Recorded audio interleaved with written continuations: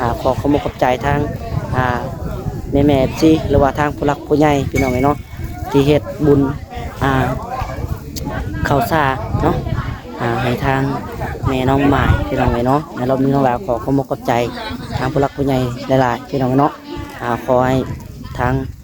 ผู้ใหญ่ใจดีทางต่างประเทศขออยู่ดีมีแห้งแม่เนาะสุขภาพร่างกายแข็งแรงบ่เจ็บบ่ป่วยหายพยาธิโรคาให้แม่แต่อยู่เย็นเป็นสุขให้มีแต่ความสุขความเจริญแม่เอ้ยเนาะ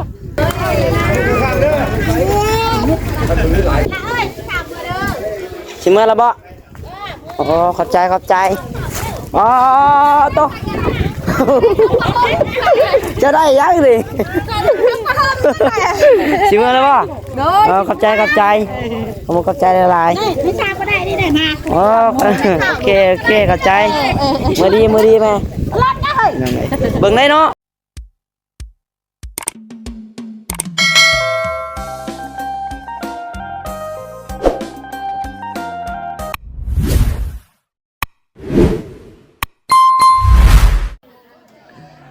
เอาพี่น้องเนาะ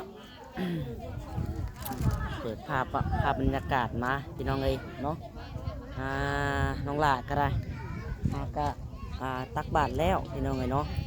แล้วก็ลงไปปักทุกพี่น้องเนาะทุกนิวัดแล้วลงไปส่งให้ทางแม่ทางน้องไม้เพื่อนพี่น้องเลยให้ไปสู่สุคติขึ้นสวรรค์ชั้นผ้านะพี่น้องเนาะเอาจังไรกับพี่น้องเลยโดยสบายดีและสวัสดีพ่อแม่พี่น้องอินซีที่หักแพงเบิร์ดสุขุสู่คนพี่น้องเนาะเบิร์ดสุมองสู่บอนพี่น้องเลยบอกว่าจะเป็นพี่น้องฝั่งไทยพี่น้องฝั่งลาวเนาะทางต่างประเทศพี่น้องเลยเนาะกันยินดีต้อนรับทุกท่านเข้าสู่ซองน้องไซลาอีกคือเก่าพี่น้องเนาะเส้นเก่าเส้นเคยมาพบมาพ่อได้พี่น้องกันเนาะบัดนี้น้องหลาก็ได้แล้วเวียกแล้วพี่น้องเป็นมือสุดท้ายเนาะทางเพื่อนกำลังจีเอากองบุญมาพี่น้องเนาะน้องหลาเลยดูโอกาสมาจับกล้องพี่น้องถ่ายคลิปในแม่ซีเบิ้งเพื่อนกำลังเอากองบุญขึ้นรถพี่น้องเลยลงไปวัดเนาะเพราะว่าเขาได้ทำพิธีถวายอย่างเรียบร้อยแล้วทั้งบาทยาน้ำกันแล้วไรพี่น้องเนาะน้องลาก็ได้บ่ได้ถ่ายคลิปให้ซีเบิ้งขอโทษขออภัยพี่น้องเนาะได้กันฝากเป็นกำลังใจให้กับทางน้องลาแล้วก็ทุกคนพี่น้องเนาะขอขอบคุณขอบใจทางแม่ซีหรือว่าทางผู้หลักผู้ใหญ่พี่น้องเนาะที่เฮ็ดบุญข้าวสารเนาะให้ทางแม่น้องหมายพี่น้องเนาะในรอบนี้น้องลาขอขอบคุณขอบใจทางผู้หลักผู้ใหญ่หลายๆพี่น้องเนาะขอให้ทางผู้ใหญ่ใจดีทางต่างประเทศขออยู่ดีมีแห้งแม่เนาะสุขภาพร่างกายแข็งแรงบ่เจ็บบ่ป่วยหายพยาธิโรคาให้แม่แต่อยู่เย็นเป็นสุขให้มีแต่ความสุขความเจริญแม่เอ้ยเนาะไปวันนี้พี่น้องเลยเดี๋ยวน้องหลาจะขอสาธุพี่น้องเนาะไปเดี๋ยวน้องหลาจะเบิ้งให้พี่น้องเลยเนาะเพิ่นกำลังจีคนขึ้นเกรดพี่น้องเลยเนาะทางแขกคนเป็นว่าเดี๋ยวแล้วเวียกแล้วงานเพิ่นกระทยอยมือได้พี่น้องเนาะบัดนี้น้องหลักก็ได้ถ่ายเก็บภาพบรรยากาศให้แม่ๆพี่นะครับได้ชมว่าได้เบิ้งน้ำกันพี่น้องเนาะไปเดี๋ยวน้องหลักจะเข้าไปเบิ้งกล้องดังได้พี่น้องด้วยบัดนี้เนาะดูโอ้ยพี่น้องเลยเนาะไปโอ้พี่น้องเลยเนาะตาเวนยังอยู่ถึงผ้าพอดีพี่น้องเลยเนาะ8 โมงพอดีพี่น้องเลยโอ้ยพอดีแล้วพี่น้องเนาะเพิ่นกำลังมืดนาทีของน้องหลาแล้วได้พี่น้องมานี่มีแต่ให้เขาแก่ในโฮมเพิ่นคนกองบุญเพิ่นแก่ลงไปวัดไปว่าได้ประเด็นของเราได้ทำพิธีมอบงานเรียบร้อยไปเลยพี่น้องเลยเนาะ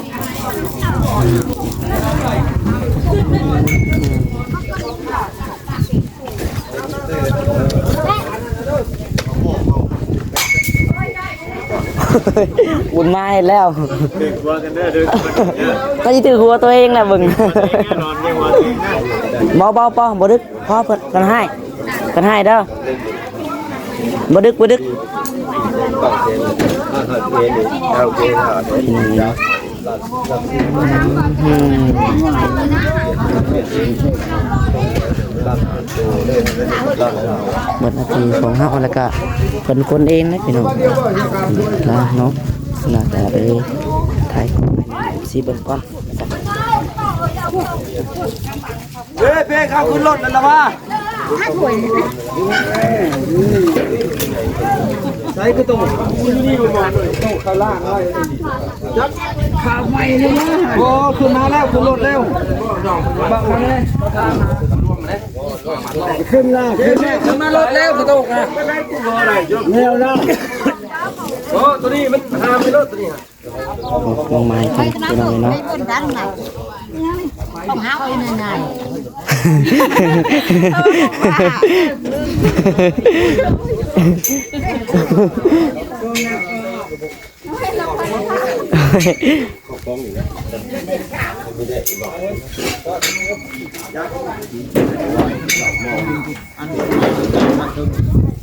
มาสี่คนหลายคนกว่า เฮ็ด เฮ้ยที่ชิบุเมนเนาะเฮ้ยเฮ้ยผู้โตเขาเลย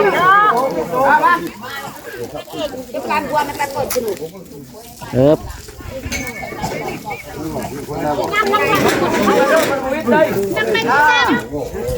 ว่าอะไรจะโค้งไม่อ่ะ ไปก่อนน้องอะไรไปก่อนก็ยามนะไปไปนี่ไปเขา ข้าเลยจะเยี่ยมได้ดีกว่าทิมมาให้เขานี่ จุกไปเลยไป เอิบเลย อ่อนหนาว ให้ตีนเยอะเปล่าเพราะว่าข้าวทิมมาให้เขาทิมน่ะ ไปอ่อนหนาวเลยก็อีกบ้านมันเข้าใจไม่ได้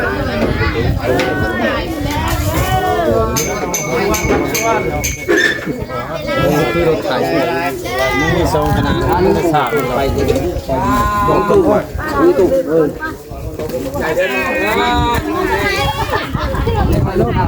ใจวางไว้ข้างในก็ว่างโลดแบบนี้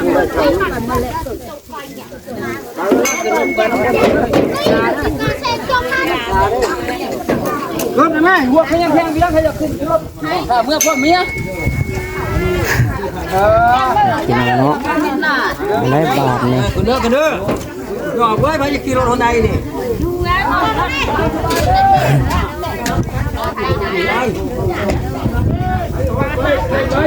น้องบาทนี่เบิ่งเด้อเนาะเครื่องคองตกได้เลยเด็กขึ้นล่างตรงคนเฒ่าน้ำมีโอ้มีอยู่เนาะแม่เพิ่นสิเมื่อไรพี่น้องบัดได้เวได้งานเพิ่นละเนาะนี่ก็เรื่องหน้าที่เฮาพี่น้องเนาะบัดทำความสะอาดพี่น้องเนาะเก็บกระโปะกระปองอันนี้แหละ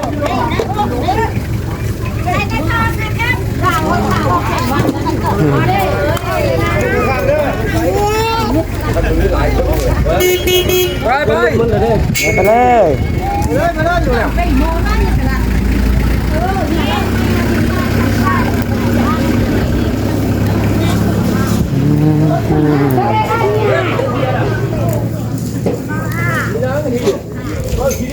ไปไหน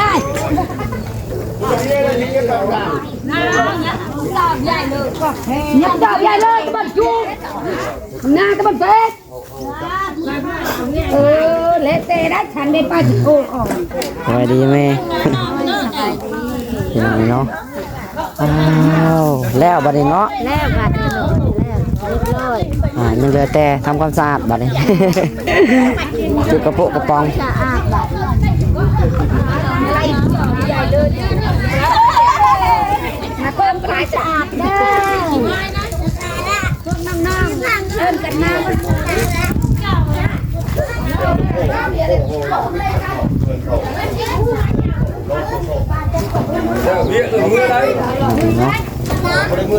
ะ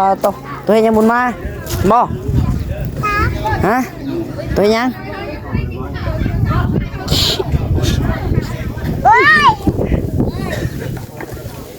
มัน ตัวพี่น้องเนาะข้าวก็ได้ข้าวก็ได้แม่เอ้ยข้าวก็ได้ว่าเพิ่นแขกคนเพิ่นเพิกก่อนก็ได้ให้แขกคนเพิ่นเมื่อเบิดก่อนเดี๋ยวเฮายังเมียนบัดนั้นเพิ่นบ่เมื่อเนาะไผสิเมียน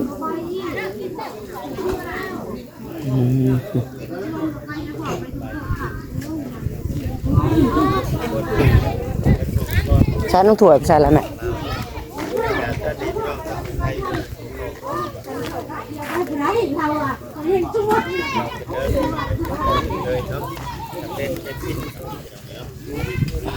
พี่น้องเลยเอาละก็ได้เนาะรู้สึกสุดซื่นมันเลยสบายเนื้อสบายตัวพี่น้องเลยจัดแล้วนะชิมเมื่อแล้วบ่โอ้ขอบใจอ๋อโตจะได้ยังดิชิมเมื่อแล้วบ่ขอบใจขอบใจหลายไม่ทราบก็ได้นี่ได้มา โอเคขอบใจมือดีแม่เบิ่งได้เนาะรถได้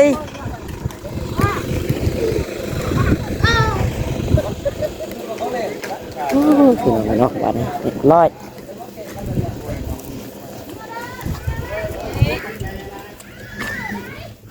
มาชิล่างก่อนนาทีน้องพลอยบัดนี้เนาะเด้อใส่น้องถั่วไปใส่น้องจ้อยบ่น้องดาวบ่เอาน้ำกล้วยเอามาแบบนี้เครื่องล้างตัวล้างตอนให้แขกคนเพิ่นเมื่อเบิดก่อนเอายังค่อยเมียนโอ้มีไปโคมอีกอ๋อ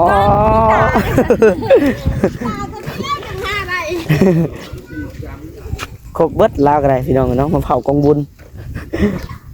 มีตำบ่โคมไฟโคมสั่นเพื่อไฟดับเราอ่ะ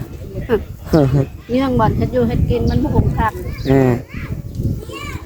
ดอกไฟมันมีบ่หลายแน่เดี๋ยวเนาะ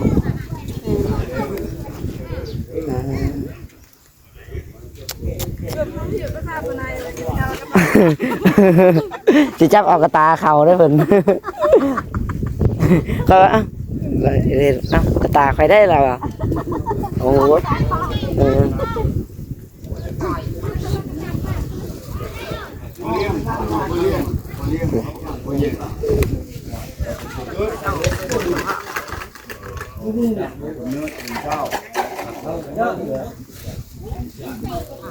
้งเลิกกันลูกโซ่ได้หัวเรียน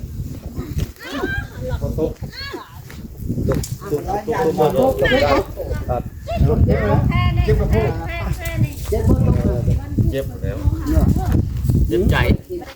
สายกาแฟอะไรกันกินหลายแล้วฟองนี้ก็บ่ได้ปันใดดอกอันนี้แหละลื่นเนาะโอ้โหผมขอบใจอะไรทั้งเมืองก่อนโอ้ได้ครับน้องหาบ่ได้กินน้ำเป็นผู้หญิงบ่ดูนะเคยเหงาบ่2มื้อแล้วว่า3มื้อน้องอยากจะโดนน้ำกินได้จังซี่เรื่องนี้ตรงนี้โง่นั่นน่ะคนนั้นแหละมีในตู้รับเข้ามาได้บ่พี่ไปพูดรับวอลดอกมันแล้วแล้วก็จบแล้ว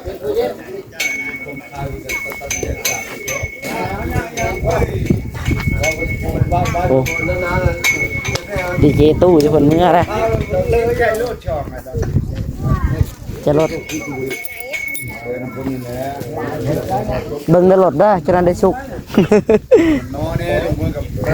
ดีเจตู้เป็นคนเมื่อไรพี่น้องเลยเนาะเปิดดำเรื่องบัดคืนจะเป็นกันได้ปั่นหุบป้อมเขา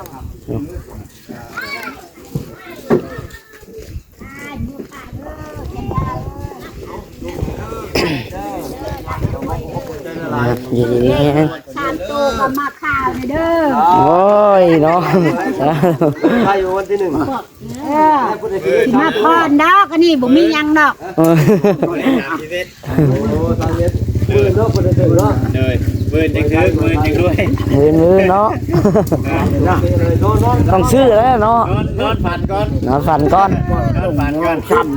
เลขตา โอ้คืนนี้บ่ได้นอนบ่ได้ฝัน ข่าวนี่เด้อชิมาพอดดอก เลย นี่เท่านี้เราสิบอกเลยเลยออกยังบ่เลยนี่วันยังก้อย เลยขอบคุณขอบใจหลายเลยเด้อ เฮ้ยออกยัง ป้าเด้อจะพาเด้อ โดยอยู่ดีไม่แห้ง ให้รับไม่รวย อ๋อต้องวัดคืนได้ก็ได้เนาะตู้แล้ว บ่น้อยบ่หลาย เลยที่นั่นเนาะ บ่หลายบ่น้อยเอาบ่คืน บัดคืนบัดมื้อ บ่ได้ไปอย่างนี้แหละ ยัง โอ้โหไปอย่างนี้ เนื้อกองบุญบ่นี่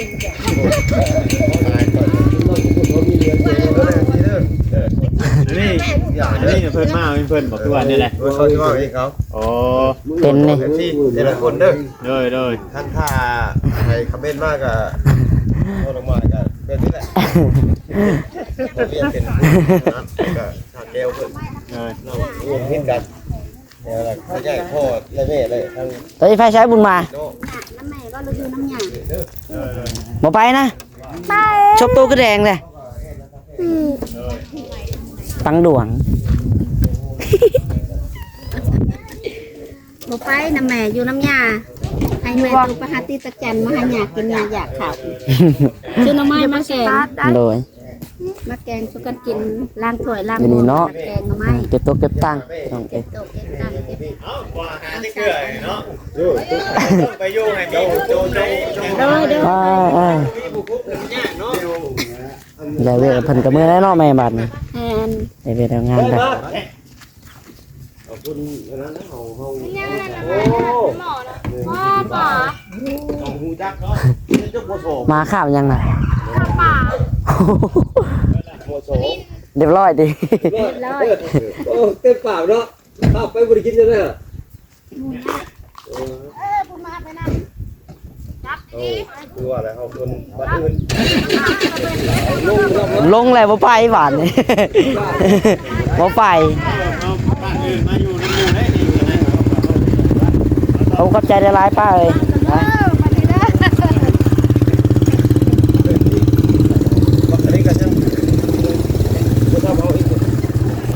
ยอมแล้วเสี่ยวเรื่องเกียรตินั่นเลยเกียรติ ให้ชักพ่อกับฟันแล้วเนาะหากระเกิด เกียรตินั่นคือเป็นอยู่เฮา ขึ้นมาเล่นอยู่มากัน อะไร ไปเลยเนาะ คิดหยังนะ ทำน้ำหนักนี่เที่ยว แซ่เอ้ยแซ่ไหมเบิ้ง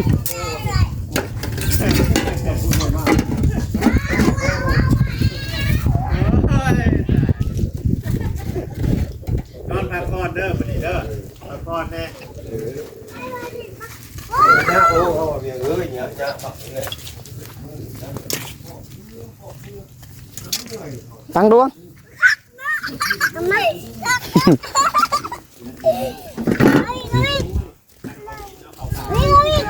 มันลบ ไปพี่น้องเนาะ ผู้ผู้ผู้ โอเคสำหรับที่นี่ก็ได้เนาะลาสิขอตัวลาไปก่อนพี่น้องไปพบพอกันคลิปต่อไปได้พี่น้องบัดนี้เนาะเดี๋ยวขอตัวอันกินข้าวกินน้ำได้พี่น้องบัดนี้จะกินข้าวแล้วเนาะ8 โมงนะเมื่อวานนี่ก็เปิดมื้อพี่น้องเลยกินข้าวแต่ข้าวเล็กน้อย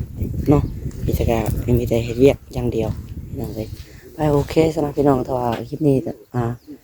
คำเว้าคำจาคำใดบ่งามหรือว่าผิดพลาดพี่น้องขอโทษขออภัยเนาะแต่ละคลิปที่ผ่านมาพี่น้องเอ้ยไปสำหรับคลิปนี้ก็น้องหลายจะขอ